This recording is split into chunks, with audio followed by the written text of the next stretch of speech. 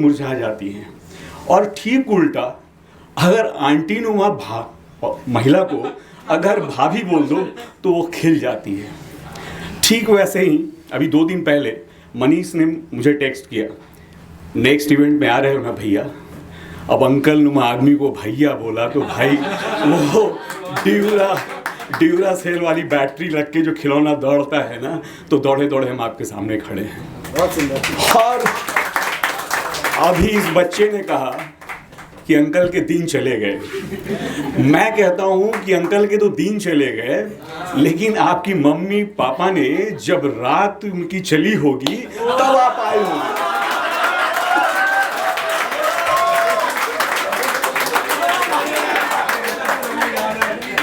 आपने बहुत सारी स्टैंड अप कॉमेडी सुनी होगी, आपने स्टैंड अप कॉमेडी सुनी होगी, स्टोरी टेलिंग सुनी होगी, पर मेरा मानना है अगर आप गौर करें, प्लीज़ अगर आप गौर करें तो स्टोरी टेलिंग जैसे होती है वैसे इवेंट टेलिंग भी हो सकती है।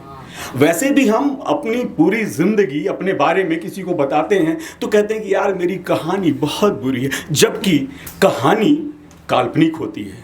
अरे हमारा जीवन हमारी ज़िंदगी तो वास्तविक होती है, इसमें घटनाएं घटती हैं, तो ये इवेंट टेलिंग होनी चाहिए। और अगर स्टैंड अप कॉमेडी होती है तो फिर सिटिंग ट्रेजेडी भी हो सकती है। तो इन्होंने कहा कि मैं आज पोएट्री लेके नहीं आया हूँ, इसलिए कि इतनी रूमानी बातें हो चुकी हैं, इतनी सारी रूमानी बातें हो चुकी हैं। बीच में तो मेरा मन कर रहा था कि मैं अपने घर वाली के पास या किसी बाहर वाली के पास चला जाऊं, लेकिन मैं रोक के रखा, इसलिए रोक के रखा कि भाई मैं 299 रुपया दे चुका हूं तो उसको तो सधाना होगा ना भाई। वैसे भी इतना देर बैठा के पका दिया गर्मी में यार मनीष भाई ने। और मनीष भाई को मैंने गूगल पे पहले नहीं किया, उसका बदला कैसे लिया, सबका इंस्टा पे नाम चिपकाया, पूरा मेरा लिखा सिर्फ सुबोध सिन्हा गायब कर दिया। खैर, हम जाति सूचक उपनाम के पक्षधर नहीं हैं, हमने अपने बेटा का नाम रखा है सिर्फ और सिर्फ शुभम, वो IITN है। एनीवे, लेकिन उसके बाद वाली बात पे बहुत तकलीफ आई कि सुंदर चेहरों के इंस्टा पे पीछे से म्यूजिक दिया, शाम मस्तानी, हमारे जैसे बुढ़े के पीछे लगा दिया वो झरने का पानी और बांसुरी की बैठ के बेटा तुम बांसुरी बजाओ। खैर, आज मैं स्टैंड अप कॉमेडी लेके नहीं आया हूँ, मैं आज लेके आया हूँ अपनी event telling with sitting tragedy, जिसका शीर्षक है बेटी एक अभिशाप। लेकिन अभिशाप मैं नहीं बोल रहा, मेरे अभिशाप के बाद एक एक्सक्लेमेशन साइन है जिसको विस्मयादि बोधक चिन्ह बोलते हैं, जो अक्सर आप न्यूज़ चैनल वालों को देखते हैं वैसे न्यूज़ के लास्ट में लगाते हैं। जिन न्यूज़ पे उन्हें भरोसा नहीं होता है वो दर्शक पे छोड़ते हैं कि ये सही है कि गलत है, आप तय करो। तो आपको तय करना है कि बेटी एक अभिशाप है कि नहीं। चूंकि हमारा आज का ये जो इवेंट टेलिंग सिटिंग ट्रेजेडी जो है वो इस शीर्षक के साथ है, बेटी एक अभिशाप, विस्मयादि बोधक चिन्ह के साथ। तो हम शुरू करते हैं, बेटी एक अभिशाप। अब से मेरा टाइम काउंट कीजिएगा, सीनियर सिटीजन का कुछ तो बेनिफिट मिलना चाहिए, है ना।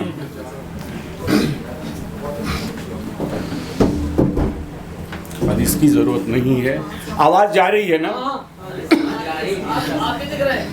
तो अब शुरू होती है हमारी वो इवेंट टेलिंग बेटी एक अभिशाप।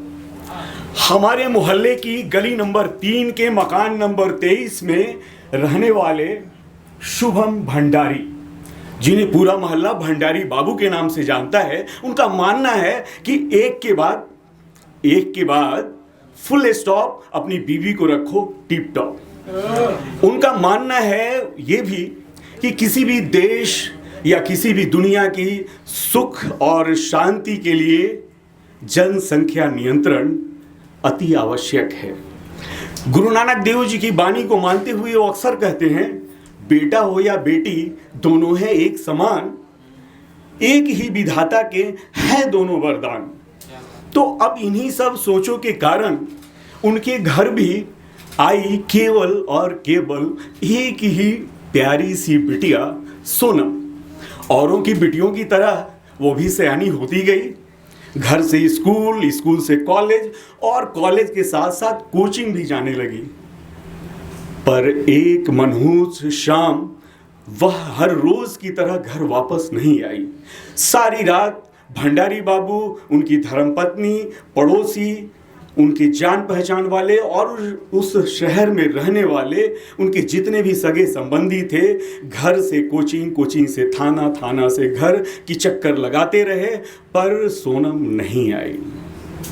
अगली सुबह उनिंदे से बेमन अपने घर आई अखबार वो लेकर आए और अनमने ढंग से उसके पन्ने पलटने लगे, ये उम्मीद के साथ कि शायद कोई अच्छी या बुरी ही खबर छपी हो उनकी सोनम की। तभी दरवाजे पर कॉल बेल बजी। भंडारी बाबू दौड़े दौड़े गए और उन्होंने दरवाजा खोला। दरवाजा खुलते ही वह निशब्द, स्तब्ध, चुप और मौन हो गए। सामने धूल धूसरित, रक्त रंजित उनकी लाडली बेटी खड़ी थी, सोनम। माहौल खामोश। उस खामोशी, उस चुप्पी को उनकी बिटिया ने तोड़ा। कहा, पापा, बचपन में आप मेरे लिए गाते थे ना, मेरे घर आई एक नन्ही परी। आज गाओ ना पापा, मेरी खातिर गाओ ना पापा, मेरी खातिर गाओ ना पापा, मेरे घर आई एक नन्ही परी। आपकी परी के पर कतर दिए गए हैं, इसलिए आप चुप है पापा। याद है पापा, एक दिन मेरे कपड़े पर खून के धब्बे लग गए थे, तो कितनी डर गई थी मैं, कितनी डरी सहमी हुई स्कूल से घर वापस आई थी। तब मम्मी ने बहुत प्यार से समझाया था कि बिटिया, ये भगवान का अनमोल तोहफा है जो हम औरतों को ही मिला है। हम इन्हीं तोहफे के बदौलत इंसान की पीढ़ी दर पीढ़ी रचते हैं और इन्हीं रचने से ये दुनिया बसती है, दुनिया चमकती है, दुनिया रंगीन होती है। तब उन बातों पर मुझे बहुत गर्व हुआ था, बहुत गर्व हुआ था। और आप दूर बैठे मंद मंद मुस्कुरा रहे थे और आपके गले से लग के लिपट के चिपकने वाली आपकी बिटिया दूर खड़ी शर्मा रही थी, आपके करीब आने से भी शर्मा रही थी। पर कल तो पापा शर्म भी शर्मा गई। उन चारों ने मुझे नंगा कर दिया। मैं पूरी तरह नंगी हो गई थी, मैं पूरी तरह नंगी हो गई थी।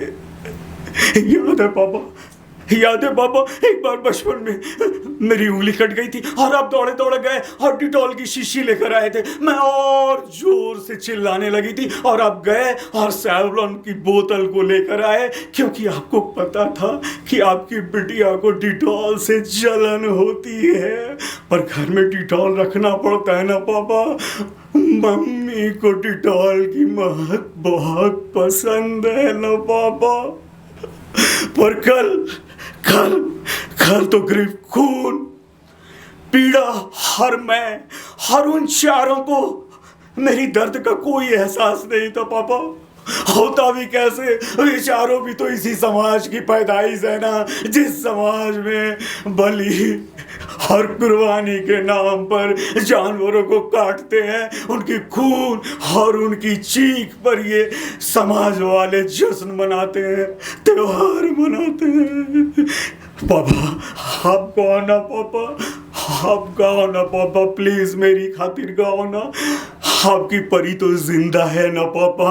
हाँ, और याद है पापा, एक रात वो मेरी स्टडी टेबल पे अचानक छत से एक छिपकली टपक पड़ी थी और मैं बहुत जोर से चीखी थी और आप दूसरे कमरे में वो आपका फेवरेट शो रजत अंकल वाली आपकी अदालत देख रहे थे।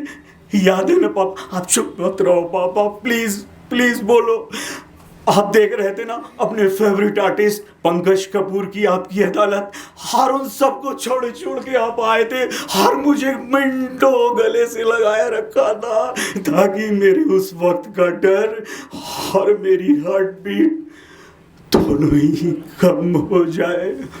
पर कल तो मैं चीख भी नहीं पाई थी पापा, उन चारों ने मुझे दबोच रखा था। एक ने मेरे दोनों हाथ, एक ने मेरे दोनों पैर, तीसरे ने मेरे मुंह को दबा रखा था, और चौथा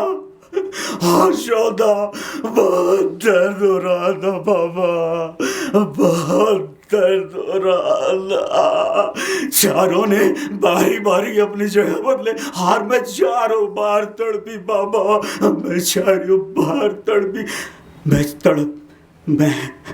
चीखती तो आप आते ना पापा, मैं चीखती तो आप आ जाते ना पापा, आप मुझे बचा लेते ना पापा। आप ठीक कहते हो, भगवान नहीं होता है। माँ तुम भी मान लो पापा की बातें, भगवान नहीं होता है। भगवान सिर्फ इंसान के बनाए धर्म ग्रंथों, मंदिरों और मस्जिदों में होता है माँ। भगवान सिर्फ फिल्मों और टीवी सीरियलों में होता है माँ। अगर भगवान होता तो मुझे बचा लेता ना माँ, मुझे बचा लेता ना। आप गाना पापा, आप गाना पापा, मेरे नन्ही भाई, नन्ही भाई।